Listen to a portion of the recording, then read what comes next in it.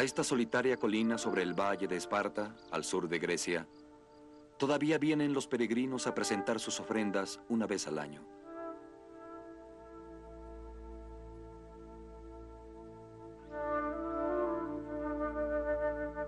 Encienden sus velas a un santo cristiano, pero su altar se erigió sobre un santuario pagano mucho más antiguo,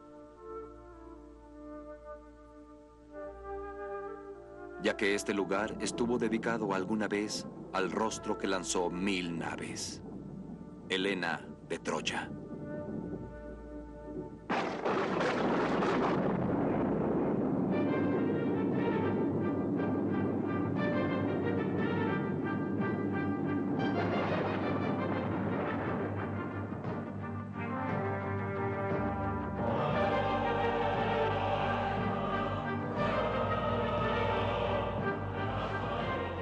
En busca de la guerra de Troya.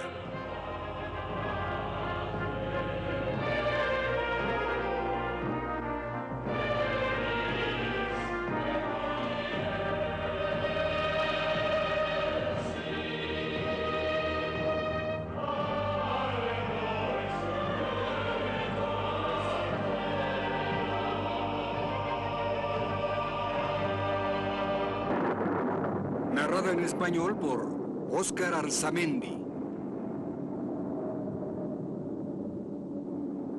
De acuerdo a la leyenda, fue Helena por quien los héroes navegaron desde Grecia para atacar la ciudad en la costa de Asia. Su líder era el más poderoso de sus reyes, Agamenón, rey de Micenas.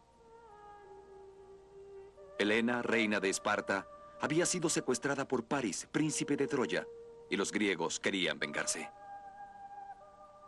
Pero después de 10 años de guerra, solo pudieron tomar la ciudad por medio de un truco: el caballo de madera.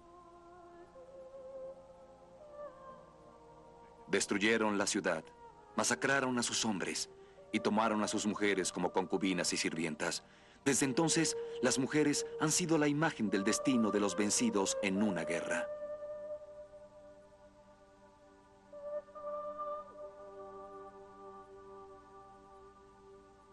Cuarta parte. Las mujeres de Troya.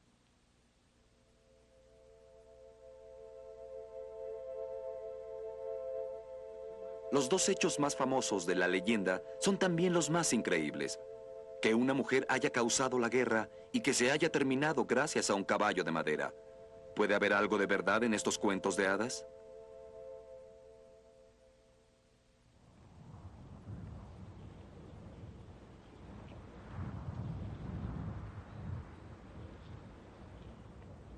Hasta aquí, en nuestra búsqueda, hemos encontrado que sí existió una ciudad en donde, dice la tradición griega, estaba Troya, cerca de la entrada de los Dardanelos en lo que es hoy Turquía. Había una gran fortaleza real muy bien construida en esta airosa cumbre.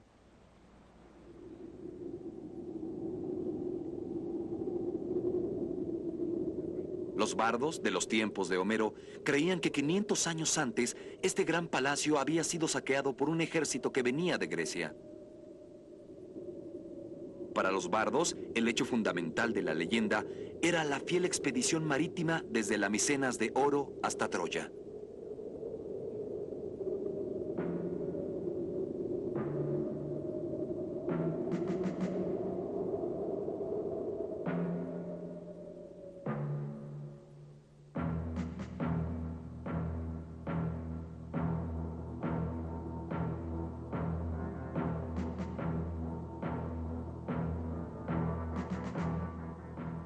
Micenas, en el Peloponeso, sur de Grecia.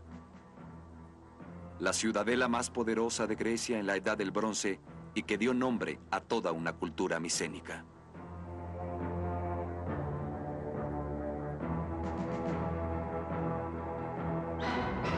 Los bardos homéricos dicen que durante 3 generaciones, Micenas fue el centro de una especie de confederación de aliados, una clase de imperio.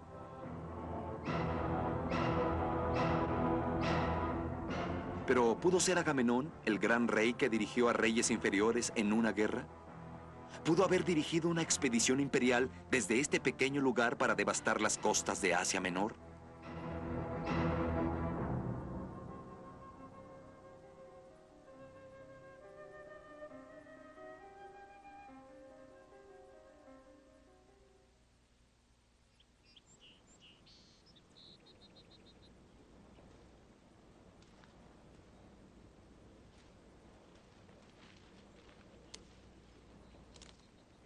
En el siglo XIII a.C. se llegaba a Micenas desde el mar de Tirinto por un camino pavimentado. El sistema de caminos era con frecuencia signo de un poder imperial. Y todavía ahora podemos ver huellas de caminos y puentes que conectaron a Micenas.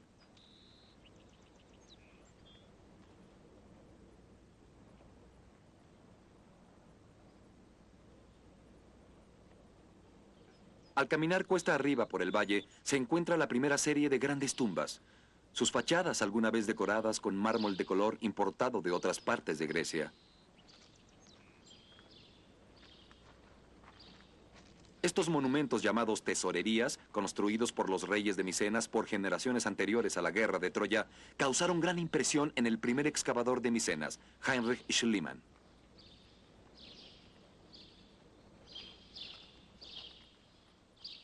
La tesorería de Atreo es uno de los más grandes monumentos de la Edad del Bronce.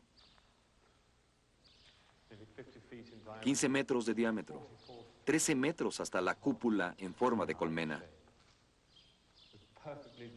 En el umbral, caminos de piedra perfectamente unidos de un solo bloque de 120 toneladas. Cuando fue construida, las paredes internas estaban repletas de decoraciones, rosetas de bronce y espirales. Fue obvio para los primeros viajeros y para Schliemann cuando vino aquí que la sociedad que pudo construir esta gran obra, que pudo prodigar tal habilidad e ingenuidad en una tumba para un solo rey, tuvo que haber sido no solo una gran potencia, sino también fantásticamente fecunda en logros artísticos.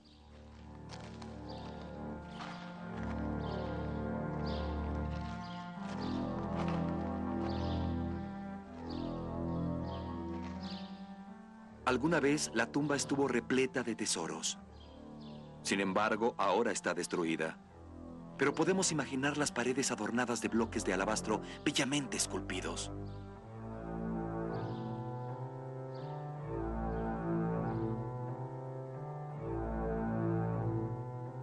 Las tumbas reales de Micenas muestran que varias generaciones de grandes reyes gobernaron aquí.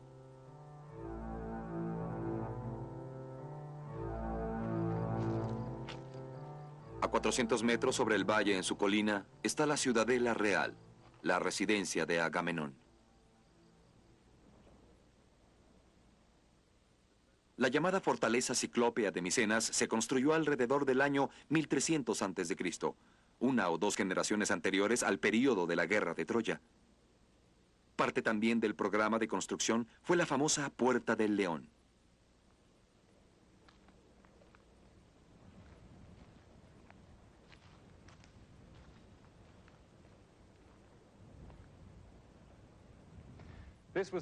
Esta era la entrada principal de Micenas, en la cima de su poder. La primera impresión al entrar aquí es el estar dominados por la fuerza monumental y pura de la construcción y escultura.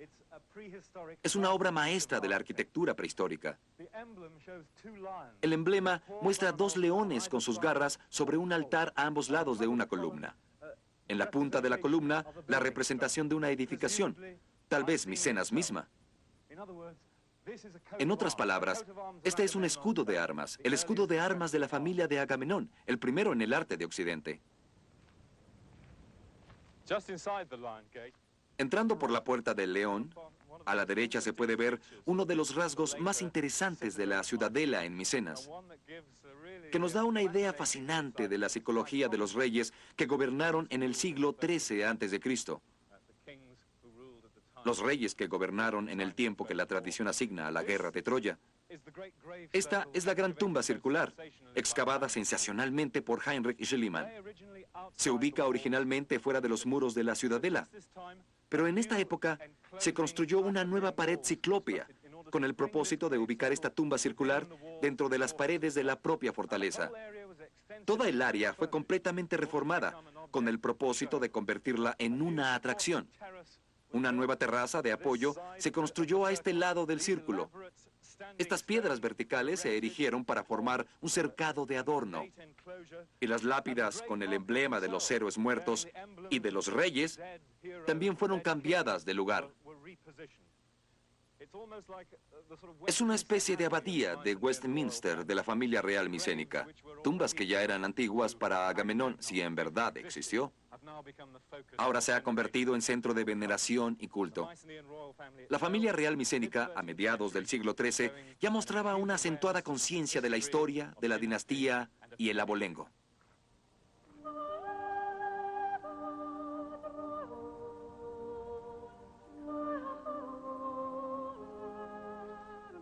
Así que en tiempos de la guerra de Troya, el rey de Micenas se veía como el heredero de una gran tradición que se remonta 300 años atrás a los reyes enterrados en las tumbas.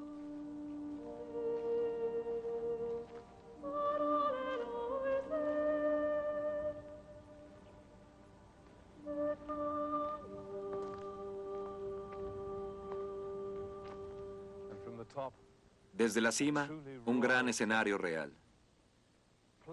Abajo, la planicie de Argos se extiende. Las montañas de Arcadia en el Peloponeso, algunas todavía con nieve incluso a mediados de mayo. Allá, Argos en su alto baluarte y el Golfo detrás. ¡Qué vista! Nadie puede decir que los constructores de Micenas no escogieron los mejores lugares para sus patrones reales. Y seguro sus patrones disfrutaron todo esto. Estos son los apartamentos reales. Amplios pasillos con columnas, pavimentados con suave estuco rodeado de yeso. Este es el lugar del trono. Soportes de la puerta a la entrada. La chimenea central, las columnas de madera delimitando. Aquí los reyes micénicos agasajaban a sus invitados o a sus familiares después de la caza de un jabalí o de un león. Tal vez aquí escucharon a un bardo micénico cantar en griego sus hazañas. Y alrededor de ellos, las paredes brillaban con frescos, representando sus aventuras y las de sus ancestros.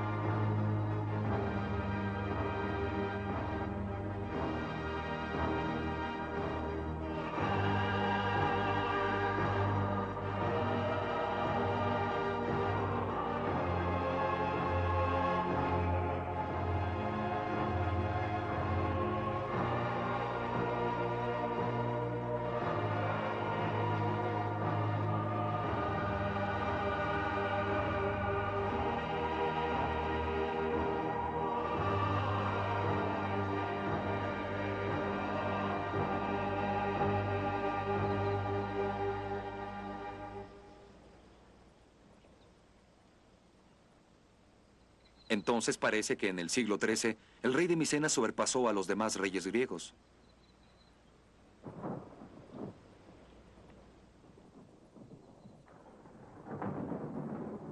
Pero fue posible, como dice Homero, que un rey tan rico y poderoso quisiera arruinarse en una guerra por una mujer. ¿Por una mujer como las representadas en las paredes de los palacios griegos?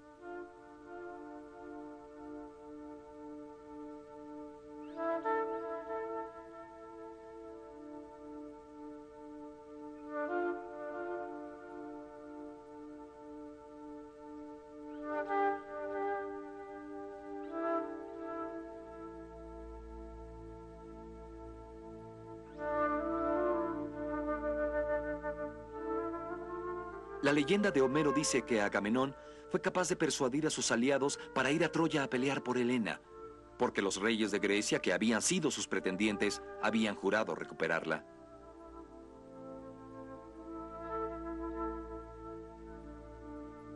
George Milonas, actual excavador de Micenas. Agamenón se convirtió en el líder de la expedición, una expedición común, pero no porque los que pretendieran a Helena hubieran hecho el juramento a su padre de defenderla, sino porque Agamenón era el líder más poderoso de todos. Y por lo tanto, los que tenían otra opinión pidieron escoger para esta expedición al mejor hombre, y ese era Agamenón. No porque fuera un emperador u otra cosa que ejerciera presión. Todas estas teorías que hemos trazado nos llevan a un punto. Si fue un imperio, uno esperaría que estos caminos pasaran por este punto que estamos delimitando aquí. Así que usted no cree en un imperio en términos modernos. No, no creo en un imperio. Creo que Micenas era un estado muy importante. Creo que tenía una gran actividad comercial. Creo que estaba comunicada al mar a través de Tirinto.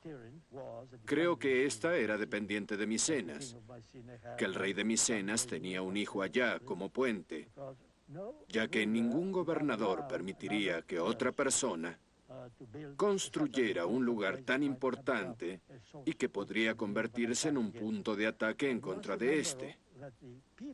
Y debe recordar que la gente que vivía ahí, que constituyó el Estado, vivía fuera de los muros, extendida por toda el área.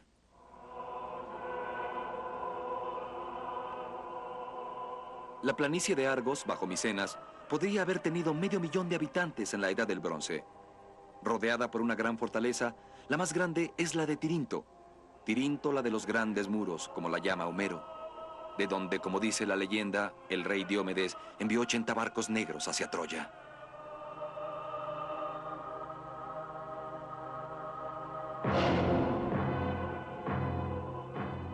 Tirinto tal vez fue el punto principal de Argos. De las planicies y a través del este del Mediterráneo, el poder industrial del mundo micénico comerciaba sus bienes. Las fábricas aquí producían miles de vasijas en las cuales se podía exportar aceite o perfume. A cambio, los griegos importaban materias primas como cobre y estaño para hacer armas de bronce, sobre las cuales se apoyaba su poderío.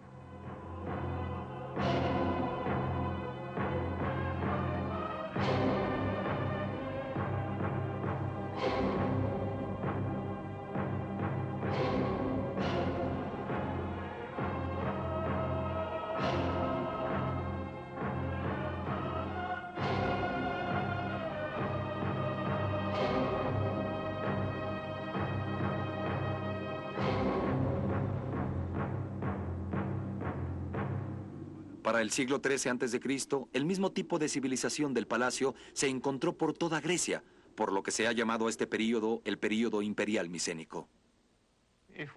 Si usamos la palabra imperial en Micenas, necesitamos ser muy cuidadosos de lo que queremos decir. Homero dice que Agamenón era el rey del sur de Grecia y de muchas otras islas. Y cuando uno mira el mapa, con Micenas en rojo, extendiéndose a través del Egeo, parece muy posible. Pero este es un mapa de las conexiones y asentamientos micénicos y no nos debe engañar. Lo que en verdad necesitamos saber es la situación política internacional de la Grecia continental. Y ahora se sabe mucho más de esto que en los días de Schliemann y Dorfel e incluso Blegen. Pareciera que la Grecia continental estaba dividida en 6 o 7 ciudades. Estados poderosos, mucho más grandes que los clásicos, con un grado mayor de prosperidad, mayor población y tecnología masiva, especialmente la militar, todo lo cual causando antagonismo entre ellos.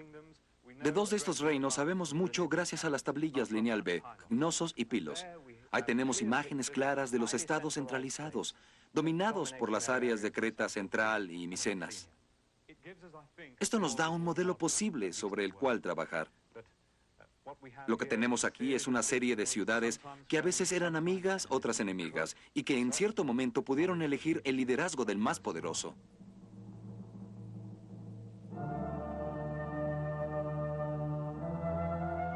Los reyes de los palacios de la Grecia micénica adoraban a los mismos dioses. Hablaban la misma lengua, registrada en las tablillas de arcilla lineal B.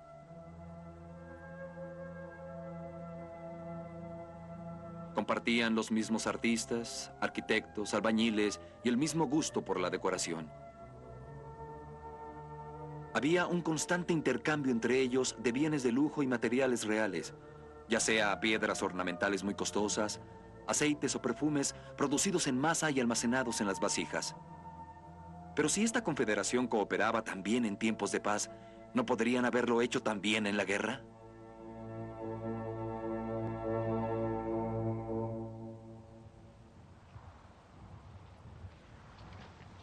Los imperios, claro está, solo existen por la guerra. Creen en la agresión y explotación. Esto lo podemos ver en nuestra propia historia. Nosotros, al igual que Homero, Admiramos los valores victorianos de los constructores de un imperio y olvidamos su forma de operar.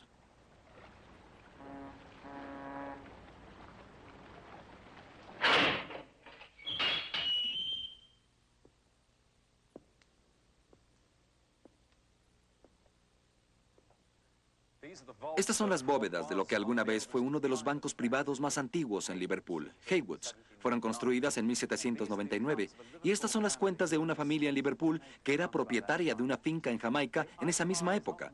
No comerciaban con dinero o acciones, sino con personas. Eleanor, enfermera, 42 años, saludable. Shard, campesina, 37 años, enfermiza. Mary, desempleada, 3 años y medio.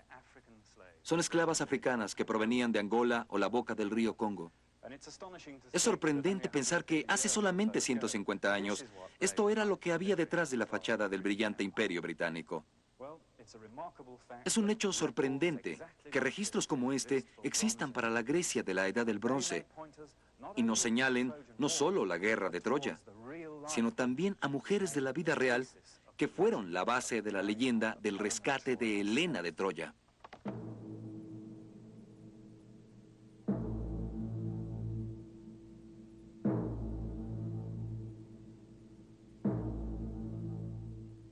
La evidencia crucial se descubrió en las excavaciones que Carl Blegen hizo en el palacio en 1950.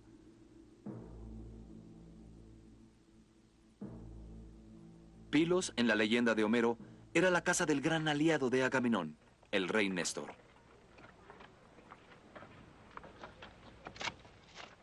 Aquí, Blegen encontró los cimientos del palacio del siglo XIII.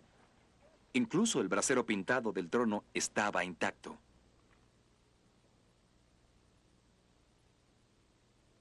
Ahí, por primera vez, se ven todos los detalles de un pasillo real micénico, el mismo salón que Homero imagina tan vívidamente en la Odisea.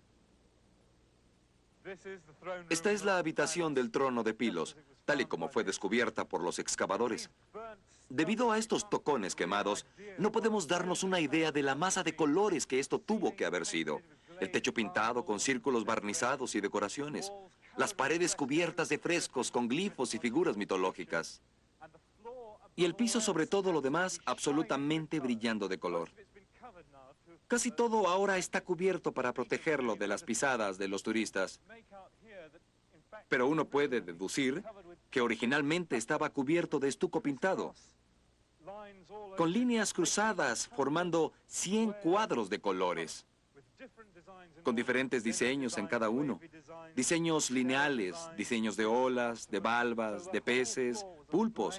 Así, todo el piso era una masa de azules, rojos, blancos y negros. En medio estaba el brasero real, al otro lado del trono. Allí es donde el rey Néstor se sentaba. Y aquí, el brasero casi intacto donde un gran fuego ardía.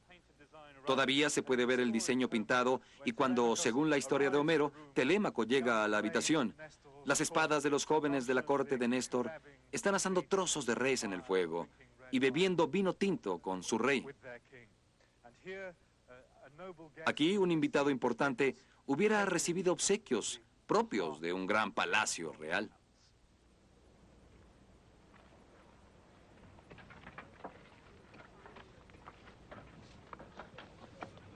Pero la evidencia más importante de Blegen corresponde a la vida no de los ricos, sino de los miles de pobres. En el cuarto de archivo encontró cientos de tablillas lineal B escritas en griego de la Edad del Bronce, que registran las vidas de los trabajadores, especialmente de las mujeres.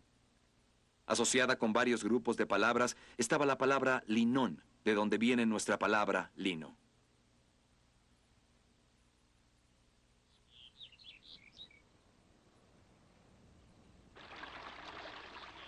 Cerca de Pilos, en la ciudad de Cucanara, donde se plantaba el lino comercialmente hasta hace solamente 30 años, es posible todavía llegar a estas vidas.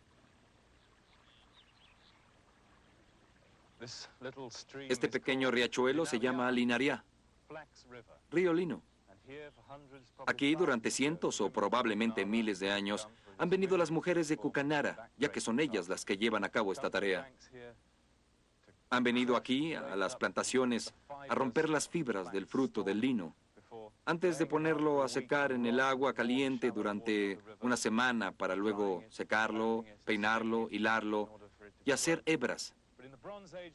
Pero en la Edad del Bronce lo debieron haber usado sobre todo para cuerdas y velas. Las velas de los barcos que tal vez llevaron a Néstor a Troya. Troya parece muy lejana a este idílico lugar. Sin embargo, es este preciso lugar el que nos da un contacto directo y humano con la gente ordinaria que vivió y murió durante ese tiempo.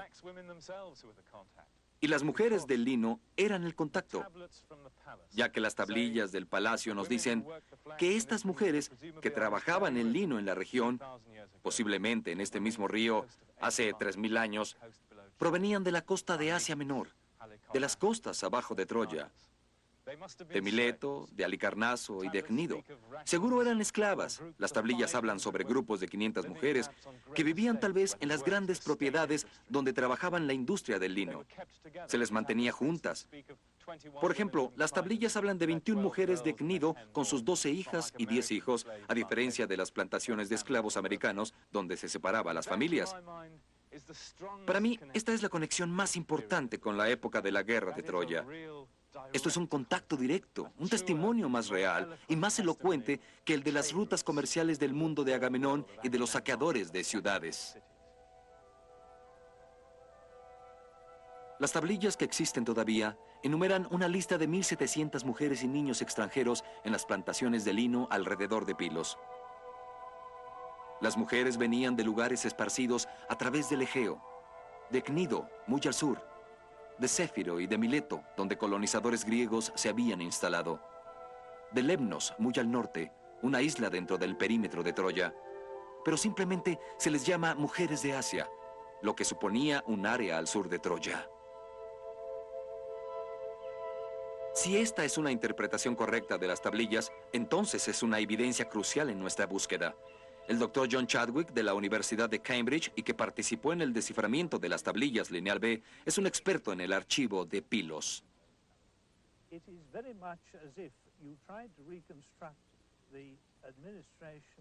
Es como si tratáramos de reconstruir la administración de la actual Inglaterra a través de decenas de botes de basura del Parlamento y sacáramos nuestras propias conclusiones.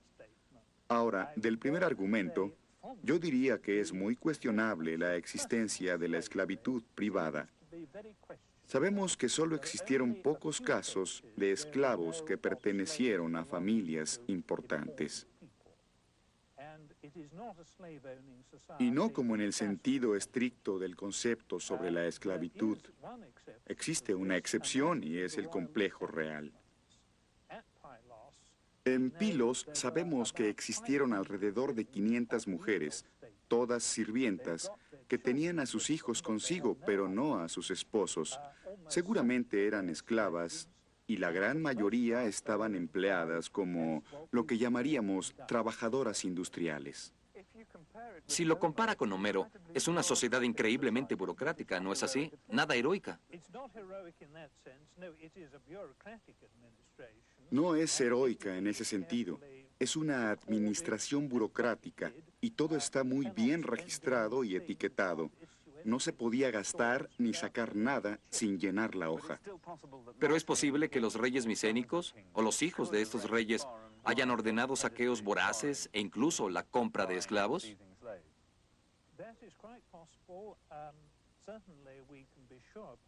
Es muy posible.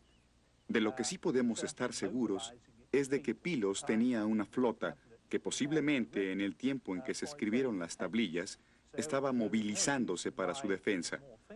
Así que no hay razón para que en tiempos más favorables no se lanzaran en otras expediciones a ultramar. Sabemos que algunas de estas mujeres que mencioné se llamaban específicamente botín. Provenían de una operación de piratería o de guerras. También tenemos al grupo de mujeres cuyos títulos indican el origen en el este del Egeo, en Anatolia. De nuevo, no sabemos el por qué las llamaban así, pero esto nos sugiere que Pilos tenía amplios contactos a través del Egeo.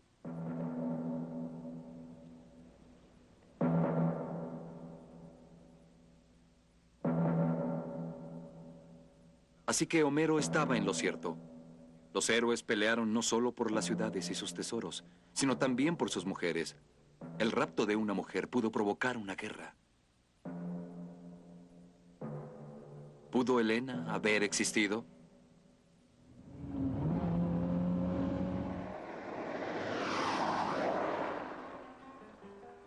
La siguiente etapa de nuestra búsqueda era obvia. Ir a Esparta, donde supuestamente vivía Helena con su esposo Menelao, hermano de Agamenón, rey de Micenas.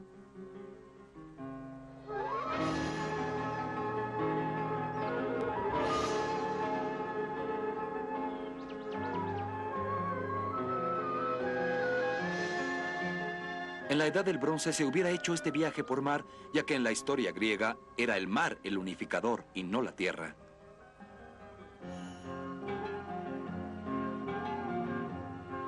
Este camino a través del Tigatus se pavimentó hasta 1970. Antes se hacía un viaje de 12 horas en mula.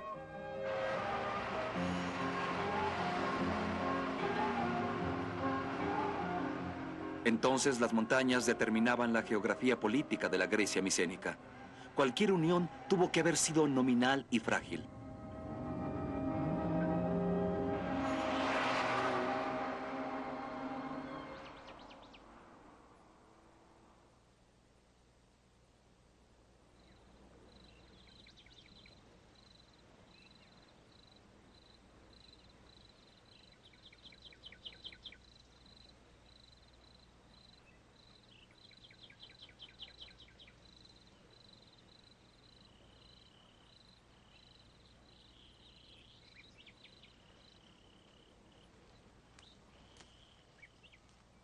En una colina sobre la planicie de Esparta se erige un monumento.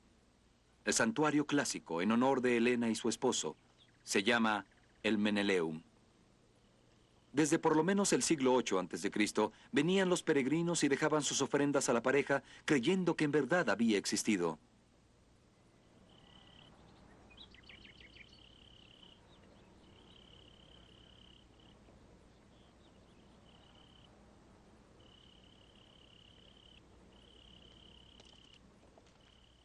Hace un siglo vino Schliemann, pero no encontró nada.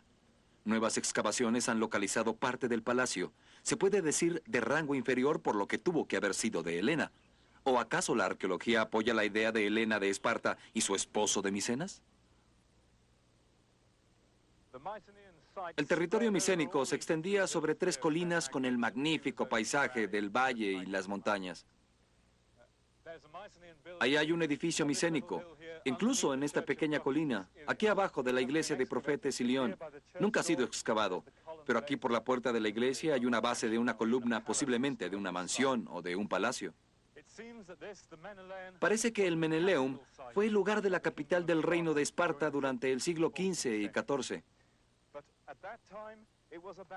Pero en ese tiempo fue abandonado durante 100 años. Y después, en las generaciones de la guerra de Troya, se erigió un nuevo palacio, en esa meseta a la derecha del santuario. El palacio tenía todos sus materiales en común con los palacios de Micenas y Pilos.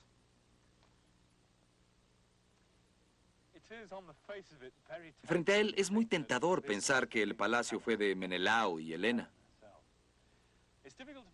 Es muy difícil de asegurarlo porque no sabemos exactamente a lo que nos referimos con familia real. De esa época supongo que de alguna forma eran como las familias reales sauditas o los grandes reyes africanos, donde existían muchas esposas reales. Había muchos hijos reales, hermanos y reinas madres, las cuales tenían cada quien su palacio. Pero este era el palacio más grande en esa época y seguramente tenían las mejores condiciones para hacer el palacio de Menelao. Si fue en ese tiempo, la reconstrucción encaja perfectamente con la leyenda, ya que la leyenda cuenta que el rey en la época de la guerra de Troya no era un espartano, sino un extranjero, un extraño a la dinastía de Micenas, quien vivió aquí. ¿Acaso no es posible que la reconstrucción del palacio la haya hecho Menelao con el propósito de dar un nuevo hogar a su nueva esposa, Helena?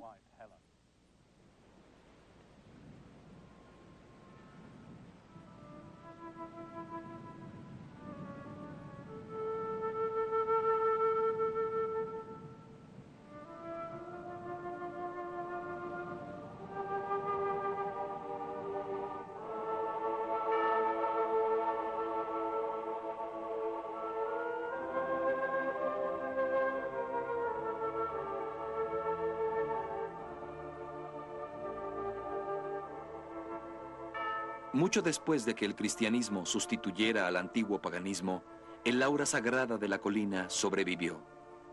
Todavía vienen una vez al año peregrinos, ancianos e incluso enfermos para mantener la vigilia con el santo y tal vez su antecesora, quien quiera que haya sido.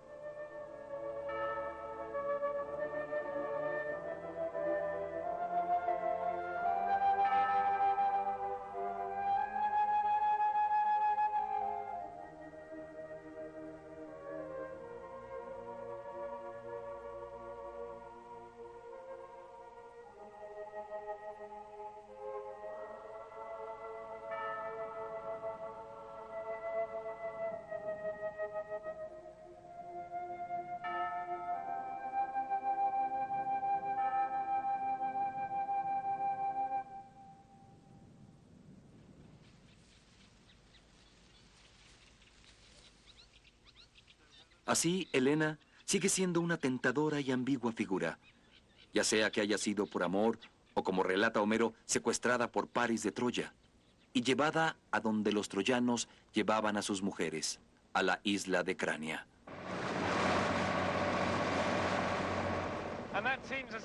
Este es el momento más homérico para dejar la Grecia continental por ahora, ya que es en Crania donde Helena y Paris pasaron su primera noche de pasión, después del rapto en Esparta, cuando, como dice Homero, Paris la llevó en su barco desde Laconia a la isla de Crania y pasaron la noche, ella en los brazos de él.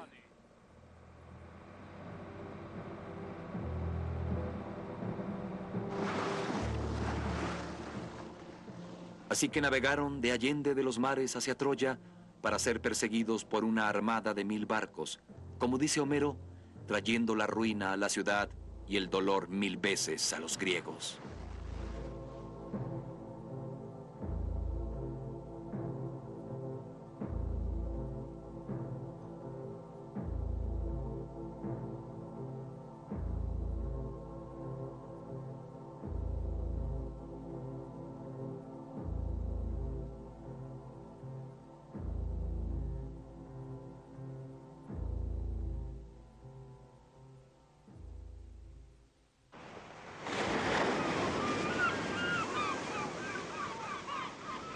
La historia de Paris y Helena generalmente se entiende como una ficción romántica, pero para algunos académicos, el rapto pudo haber sentado los motivos para una guerra en contra de la ciudad del rey Príamo.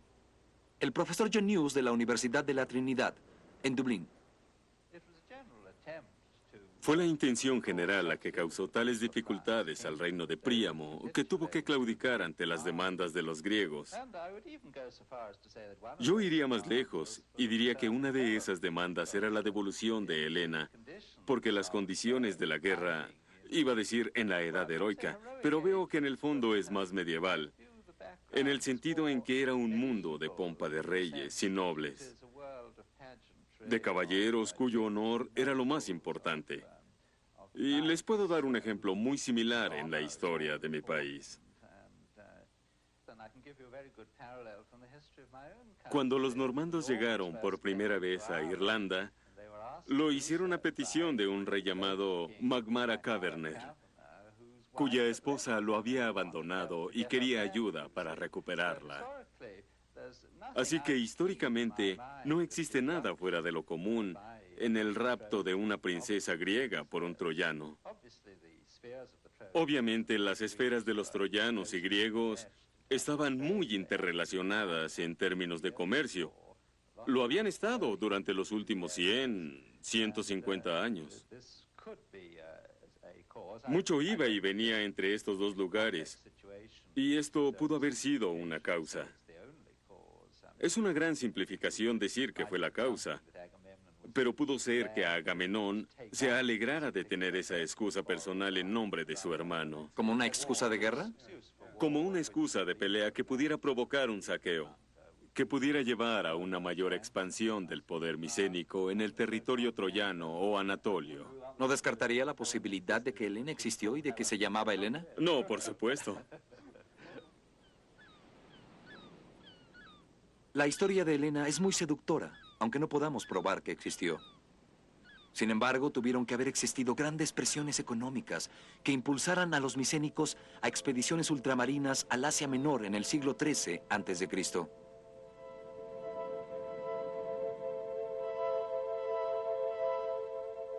Los proyectos de construcción masiva en Micenas y Tirinto se dieron al final de un largo y estable período de crecimiento económico. A pesar del supuesto auge, el siglo XIII tuvo que haber sido un período de declinación económica.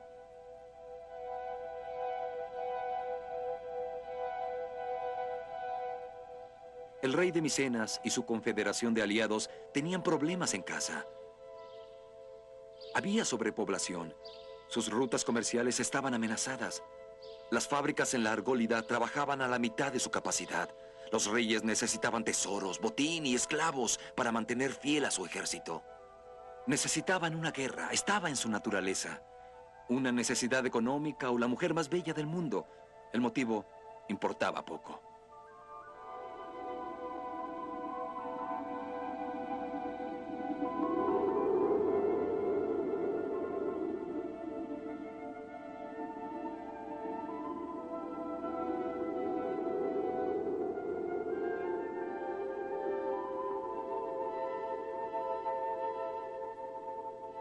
En nuestra búsqueda, hemos visto que los bardos griegos del siglo VIII a.C.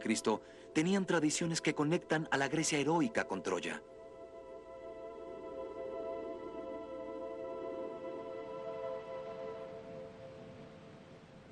¿Pero existe alguna evidencia arqueológica en Troya que respalde esta historia? Hisarlik, noroeste de Turquía. La tradición griega dice que aquí estaba Troya. Aún antes de la época de Homero, esta desolada, crecida y obscura ruina en los Dardanelos se convirtió en el centro de la épica nacional griega. Aquí, dicen los bardos, estaba la ciudad de finos muros, grandes puertas y torres. Una bella ciudad ubicada muy alto de la airosa planicie. Una ciudad donde sus reyes eran ricos, potentados orientales civilizados, famosos por sus finos caballos.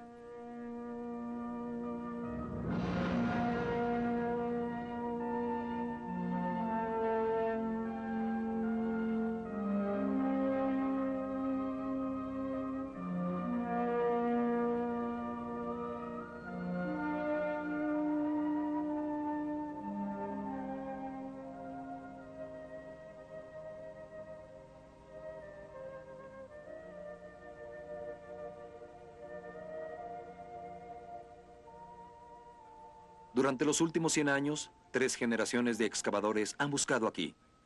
Han traído a la vida la verdadera ciudad que alguna vez existió en los tiempos de gloria de Micenas en los años posteriores al año 1300 a.C. Las grandes paredes de la ciudad, recordadas por los bardos, fueron descubiertas por Wilhelm Dörpfeld en 1893. Sus torres, muy bien construidas, incluyendo una torre vigía. Con una estabilidad de 500 años, esta es la ciudad de Troya recordada en la tradición griega. A pesar de que nadie ha sido capaz de probar que los eventos en la Ilíada en realidad existieron.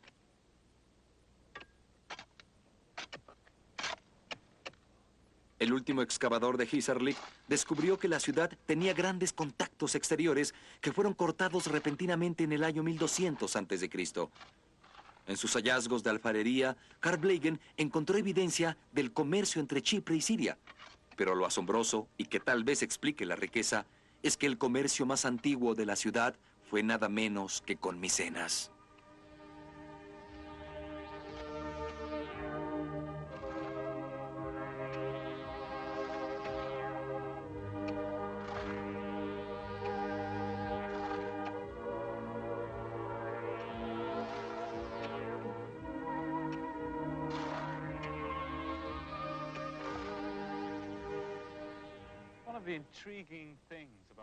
Lo más intrigante, considerando la historia de Homero sobre una expedición griega para saquear la ciudad, es que de todos los lugares en la costa de Anatolia, Troya tuviera las mejores relaciones con Micenas.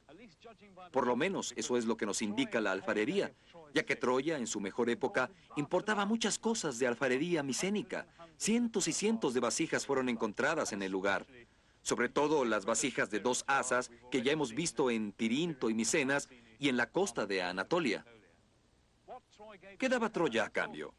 La fuente de su riqueza es imposible de definir. Tal vez eran los textiles, pudo ser el pescado, o hasta pudo ser, como dice Homero, la crianza de caballos que luego exportaban. Cualquiera que haya sido la razón de su riqueza, no hay duda de que la tenía. La gente que vivía en este lugar fue capaz de construir grandes casas como esta. Este gran edificio rectangular, donde se pueden ver los límites y alineadas estas columnas centrales. Aquella perdió la punta, por lo que el techo tuvo que haber tenido 3 metros de altura. Abajo, un piso de piedra. El de arriba, tal vez de zarzo y emplasto, tabiques o madera, muy parecidos a los edificios de hoy en Anatolia.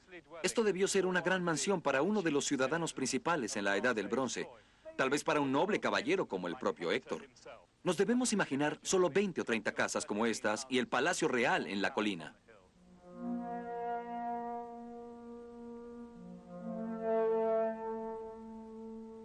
Sin embargo, a diferencia de los palacios en Pilos y Micenas, no nos podemos transportar a los salones de la casa de Príamo, el palacio donde fue llevada Helena. Infortunadamente, todas las huellas que sobrevivían fueron destruidas por Heinrich Schliemann en la década de 1870. Lo único que queda son las paredes y la hilera exterior de casas. Pero comparando con otras ciudades de Anatolia, podemos imaginar cómo pudo ser la ciudad de Héctor y de Príamo. James Mellard, de la Universidad de Londres. Yo quisiera saber cómo era el lugar. Y hay suficiente espacio para el palacio. Hay suficiente espacio para la clase de palacio que podría yo decir se tiene en Anatolia Occidental o en el Egeo. Así que usted imagina que el palacio estaba verdaderamente atestado de edificios y alacenas. Seguramente sí. Obviamente tomando los restos de alfarería del momento, la forma del dibujo y además las casas en donde fueron encontradas. Las de los oficiales del palacio, de tipo común para la defensa en el cercano oriente, las personas relacionadas con el palacio y con la administración. ¿O caballeros reales? O caballeros reales. Eso es lo que usted esperaría. Posiblemente el resto de la gente viviera afuera. ¿Qué pasa con su riqueza? La épica griega hace gran alboroto sobre la crianza de caballos, que fue la fuente de la riqueza de Troya. ¿Piensa usted que fue posible? Creo que es muy posible que sea una fuente de riqueza local. Me refiero no mucho a Troya, sino a la planicie, directamente al este, ya que todavía ahí, en Turquía, existen los territorios de crianza de caballos y literalmente los miles de pozos. Es perfectamente claro que una de las facetas de la economía de Troya era la lana. Y eso es exactamente lo que usted esperaría. Y por supuesto otra cosa. Me refiero a si uno lee alguno de los textos de Pilos. La exportación de esclavos, especialmente de esclavos entrenados, producía un comercio lucrativo. Y esto nos da una posible razón para la guerra de Troya. ¿Usted piensa que en realidad existió la guerra de Troya? Muchas de estas cosas, como ya lo hemos discutido, no tienen una evidencia real. Solo tenemos creencias. Yo lo pondría así. Si la guerra de Troya fue producto de la imaginación griega, no se hubiera recordado tan bien. Creo que debe de existir un fondo histórico. Así que no descartaría la posibilidad de que el rapto de una mujer griega y noble por un príncipe troyano fuera la causa de la guerra de Troya. La idea de que pudo haber molestado a los micénicos es por supuesto posible. La gente señala que la historia de Homero sobre Alejandro o Paris de Troya huyendo con la esposa de un rey micénico es muy exagerada. Pero cosas más extrañas no han pasado en el cercano oriente.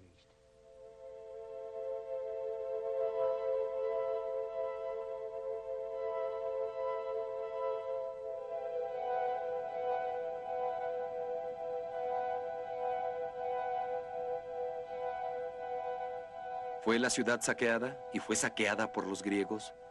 El arqueólogo Carl Blegen encontró que la ciudad había sido destruida 2 veces durante el período tradicional de la guerra de Troya. Los muros de la ciudad aparentemente se derrumbaron por un terremoto en el año 1260 a.C. Muros caídos y ruinas quedaron por todas partes.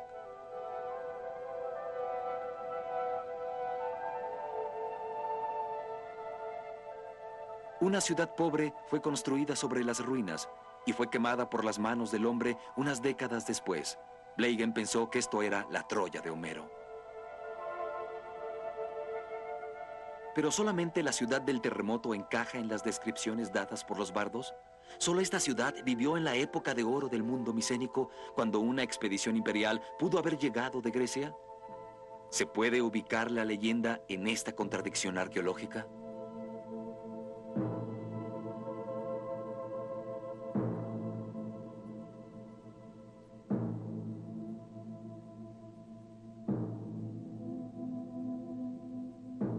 La leyenda relata que la caída de Troya se dio en una forma extraordinaria. Homero dice que durante 10 años Troya no pudo ser tomada. Sus paredes eran demasiado fuertes para ser tiradas por la mano del hombre.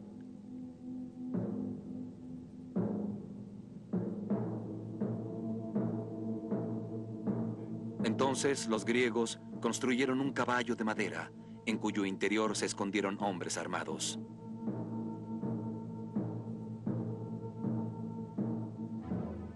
Viendo al caballo como una ofrenda para sus dioses, los troyanos lo metieron. Esa noche, los griegos salieron del caballo, abrieron las puertas de Troya y la ciudad fue destruida.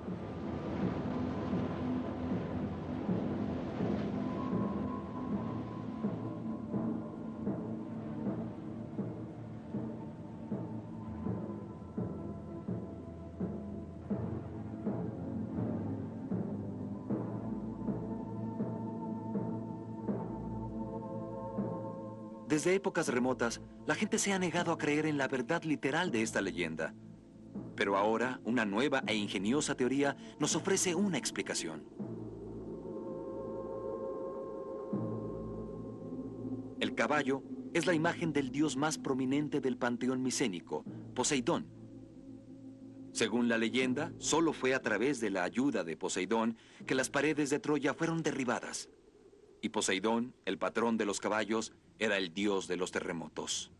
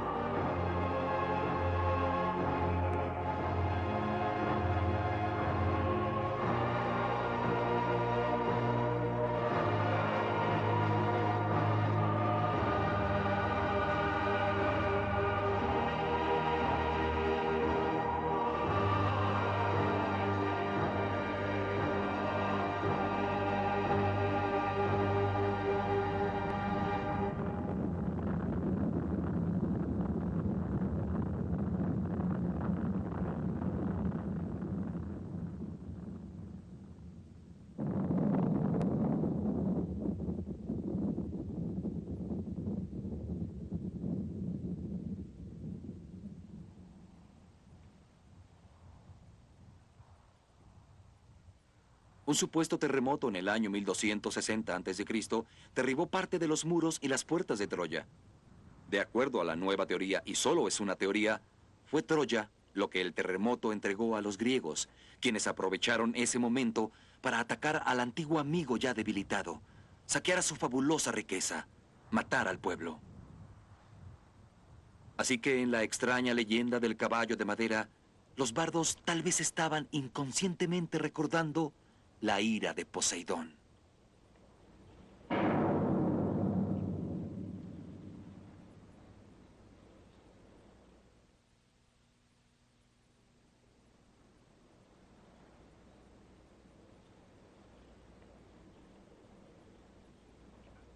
Por lo que respecta a las mujeres de Troya, la leyenda dice que su destino fue igual al de todas las mujeres cautivas en una guerra. Fueron divididas como trofeos entre los jefes victoriosos, llevadas a Grecia para que les sirvieran en sus campos o en sus camas.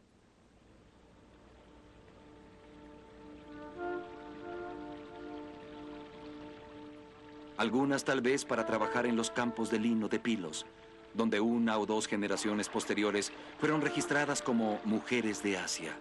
Algunas, dice Homero, para traer agua de manantío colina abajo de Esparta, siguiendo órdenes de la mujer que causó todo. Helena, quien había regresado a Esparta para gobernar otra vez como reina.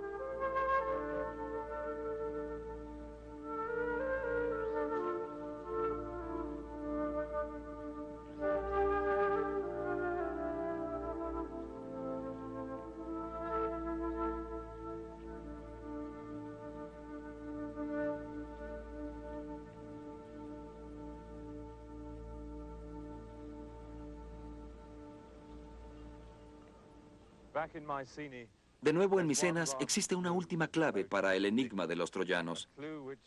Una clave que tal vez nos acerque a la gente que sufrió y murió o fue esclavizada en las guerras de la Edad del Bronce. Esta es una pieza de alfarería gris hecha a mano.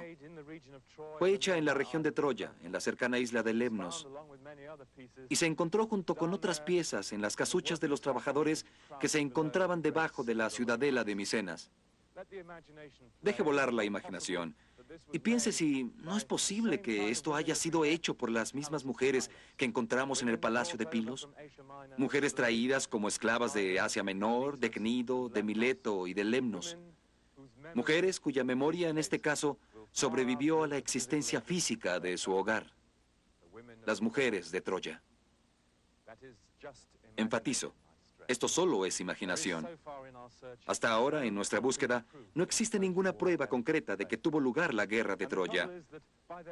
Y el problema es que por su propia naturaleza, ni Homero ni la arqueología pueden probar este hecho. Para hacerlo, necesitaríamos fuentes primarias, narrativas, documentos, cartas. Usted diría que es imposible que estas cosas existan desde la Edad del Bronce, pero sorprendentemente existen. Y para encontrarlas, debemos ir al este, al Asia Menor, al Imperio Hitita de Anatolia, donde han sido descubiertos archivos diplomáticos que cubren este período y nos podrán mostrar que un rey micénico en persona estaba en campaña por el continente de Asia Menor y que tal vez la guerra de Troya sí tuvo lugar. La próxima semana veremos el contexto asiático de la guerra de Troya.